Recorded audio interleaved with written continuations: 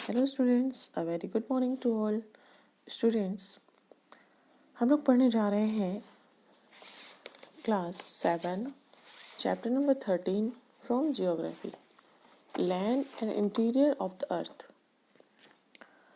सबसे पहले हम ये देखेंगे सरफेस ऑफ द अर्थ क्या होता है। The surface of the earth is covered both by land and water. About one third, about 29% of the earth's surface is covered by land, while the rest, about 71% is covered by water. यानी जहाँ हम पृथ्वी पे रहते हैं, हमारी जो पृथ्वी है 71% यहाँ पे वाटर है एंड 21% लैंड है। ओके और ये जो distribution of land and water है थ्रू आउट द वर्ल्ड, ये हमारे climatic changes and tectonic activities के लिए जो है ये अफेक्ट करता है इनको। ठीक है, जैसे the distribution of land and water throughout the world can be affected by climatic changes and tectonic activities और the abrupt movement of the earth plates. हम बात करेंगे इंटीरियर ऑफ द अर्थ की। Interior of the earth. Our earth has a layered structure comprising of crust, mantle and core. Crust क्या होता है? The solid outer covering of the earth which envelops its interior portion is called the crust. है ना, यानी जो हम पृथ्वी पे जो आउटर मोस्ट लेयर देखते हैं पृथ्वी पे, तो उसको हम क्या बोलते हैं? क्रस्ट बोलते हैं। इसकी जो थिकनेस होती है वो 5 to 40 किलोमीटर्स होती है। अगर अब हम बात करें मैंटल की, हमने क्रस्ट के बारे में जाना, अब हम जानेंगे मैंटल क्या होता है। तो मैंटल जो है वो 2 पार्ट्स में डिवाइड होता है ना। सबसे पहले हम देखेंगे कि देयर इज़ द मैंटल और thicker layer of rocks whose average thickness is about 2900 kilometre. जो मैंटल की जो थिकनेस होती है वो कितनी होती है? 2900 किलोमीटर होती है। ये 2 प्रकार की होती हैं। कौन कौन सी? Upper mantle and lower mantle. The innermost shell is called the inner core. The thickness is approximately 3500 kilometer. It is densest layer and is made up of metals. So it is sometimes known as the metallic core. The core is divided into 2 parts, the outer core and the inner core. Outer core जो होता है वो mainly composed of iron and it is in a liquid state. And inner core जो है mainly composed of nickel and iron. Scientists feel that because of the presence of these metals, the earth acts like a magnet.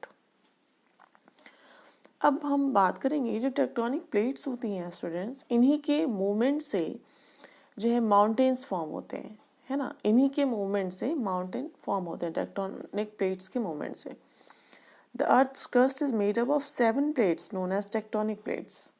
These plates are divided into oceanic and continental plates which move about independently over the asthenosphere. They move about because of the energy produced by the internal heat of the earth. ये move क्यों होती हैं? Because इसलिए होती हैं क्योंकि ये energy produce करती हैं internal heat of the earth. ठीक है, इसकी एग्जाम्पल है the Himalayan ranges have been formed in this way. If both are oceanic plates, they cause deep trenches on the ocean floors. Rows of volcanic islands, mostly earthquake and volcanoes, occur near the edges of plates. अब हम बात करेंगे ये rocks क्या होते हैं। तो the material that forms the crust of the अर्थ, ऐसे मटेरियल जो क्रस्ट को फॉर्म करते हैं, ठीक है, उसको हम लोग क्या बोलते हैं? Rock. The term rock refers not only to the harder materials like granite, यानी हम लोग कहने का सेंस ये है कि हम लोग रॉक मीन्स ऐसा नहीं कि किसी हार्ड चीज़ को ही मानेंगे, हार्डर मटेरियल्स को ही मानेंगे, जैसे ग्रेनाइट, सैंडस्टोन एंड मार्बल, लेकिन हम लोग सॉफ्ट चीज़ों को भी रॉक्स मानते हैं। For example softer materials like clay, sand, salt, mud, chalk etcetera. Clear? अब हम बात करेंगे काइंड्स ऑफ रॉक्स की। तो काइंड्स ऑफ रॉक्स में हम देखेंगे कि 3 प्रकार के रॉक्स होते हैं।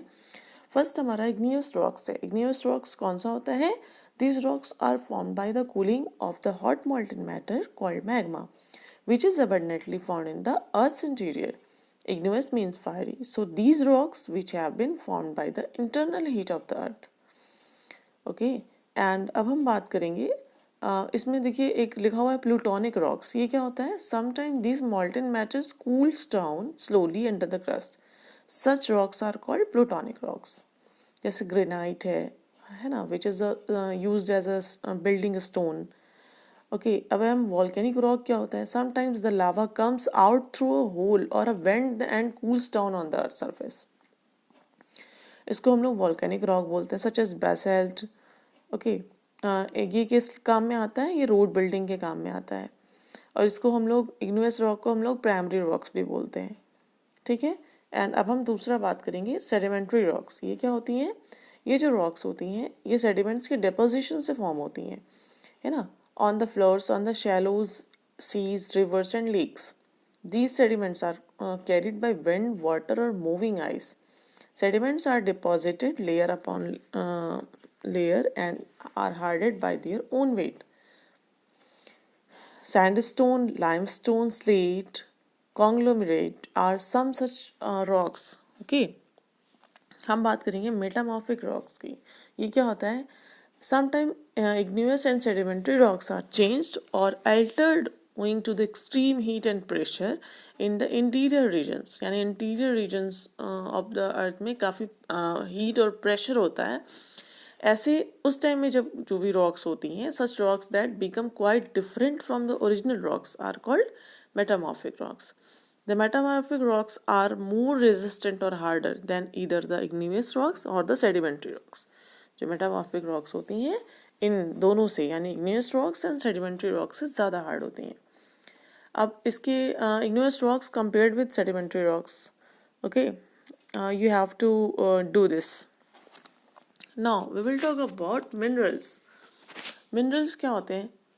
अब हम देखेंगे कि minerals are those natural resources which are obtained from rocks. हम लोग मिनरल्स कैसे, कहाँ से प्राप्त करते हैं? रॉक से प्राप्त करते हैं. दूसरे वर्ड में हम कह सकते हैं मिनरल में be described as a substance that is found in the earth's crust and which generally has a definite chemical composition. Okay, for example like those of copper, bronze and iron etc. इन सब का हुआ. In fact they have largely contributed to man's progress. Minerals की वजह से आज देखिए man जो है काफ़ी प्रोग्रेस कर रहा है. अगर ये पेट्रोलियम नहीं होता, ओके, तो क्या हम लोग आज एक स्थान से दूसरे स्थान बहुत जल्दी जा पाते? अगर और सारी टेक्निक्स डेवलप नहीं हुई होती तो कहने का मतलब है मिनरल्स टू टाइप्स के होते हैं, metallic minerals and non metallic minerals. Metallic minerals कौन से होते हैं? ये मिनरल्स मेटेलिक फॉर्म में होते हैं, generally found in igneous and metamorphic rocks. Iron, gold, silver are metallic minerals, है ना, जिसमें से कि gold is very costly metal है. अब नॉन मेटेलिक मिनरल्स की अगर हम बात करें तो these are those minerals which are associated with sedimentary rocks. ये कहाँ से हमको मिलता है? सेडिमेंट्री रॉक से. जैसे क्ले है, सल्फर है, कोल है, पेट्रोलियम है, सॉल्ट है, एट्सेट्रा. इसको हम लोग नॉन मेटेलिक मिनरल्स बोलते हैं. Clear? Coal and petroleum are the major sources of energy, but these deposits are likely to get exhausted after a few decades. Coal and petroleum जो है देखिए सोर्स ऑफ एनर्जी है, लेकिन क्या है, लेकिन इसको बनने में काफ़ी टाइम लगता है, काफ़ी सालों बीत जाते, कई डिकेड्स लगते हैं तब जा कर के ये बनते हैं. इसी वजह से ये अब अगर इसका यूज़ मानो बहुत ज़्यादा करता गया और इसको इसके बारे में ये ध्यान नहीं रहा कि फ्यूचर को देखते हुए अगर यूज़ किया जाए तो जल्द ही जो भी मिनरल्स हैं, कोल, पेट्रोलियम, ये जल्द ही ख़त्म हो जाएंगे. अब हम बात करेंगे चेंजिंग लैंड फॉर्म्स की. Changing all these land forms are created by tectonic activities associated with the movement of the lithospheric plates as referred to above. Some of these landforms have developed over long periods of time, है ना. The fact is that surface of the earth has been subjected to changes which are taking place even today. अब changing landforms की अगर हम बात करें तो हम ये देखेंगे कि लिथोस्फीयर में जो टेक्टोनिक प्लेट्स होती हैं उन्हीं की वजह से जो है बहुत ज़्यादा मूवमेंट की वजह से कुछ चीज़ें चेंज हो जाती हैं, है ना. इसमें landforms are also changing continuously though very slowly and imperceptibly. Mountains, plateaus and plains are the major landforms. सबसे पहले हम बात करेंगे माउंटेन की. माउंटेन्स ये क्या है? Mountains generally have great heights and sharp sloping surfaces. The Himalayas, the Alps, the Andes, the Rockies etcetera are some examples of mountain. Students हम ये देख रहे हैं, अभी इसका अगर हम करंट का एग्जांपल लें तो हम ये देखेंगे कि अभी तक 1954 में हमारे भारत ने जो है माउंट एवरेस्ट की ऊंचाई जो है बताई थी 8,848 जो है मीटर. ठीक है, लेकिन अब चाइना एंड नेपाल ने मिल कर के माउंट एवरेस्ट की ऊंचाई फिर से मापी है. ऐसा इसलिए किया गया क्योंकि 2015 में जो नेपाल में भूकंप आया था उसकी वजह से ऐसा माना जा रहा था कि माउंट एवरेस्ट की जो ऊंचाई है वो थोड़ा बढ़ गई है. इसी के लिए चाइना एंड नेपाल दोनों ने मिल करके माउंट एवरेस्ट की ऊंचाई को मापा है. तो माउंट एवरेस्ट की ऊंचाई जो थी अभी तक 8,848 मीटर मानी थी, लेकिन अब 8,848 पॉइंट 86 मीटर मापी गई है. यानी कहने का मतलब 8,848.86 मीटर मापी गई है. क्लियर. अब हम अगर प्लेटूज की बात करें, प्लेटूज क्या होते हैं? प्लेटूज किसे कहते हैं? Plateaus are level lands and a considerable height, है ना. जैसे हम अपने अगर एक टेबल पे अगर एक मोटी सी बुक रख दें या डायरी रख दें तो जस्ट टेबल लैंड, कहने का मतलब ये कि जो प्लेटूज होते हैं उनको हम टेबल लैंड्स के नाम से भी जानते हैं.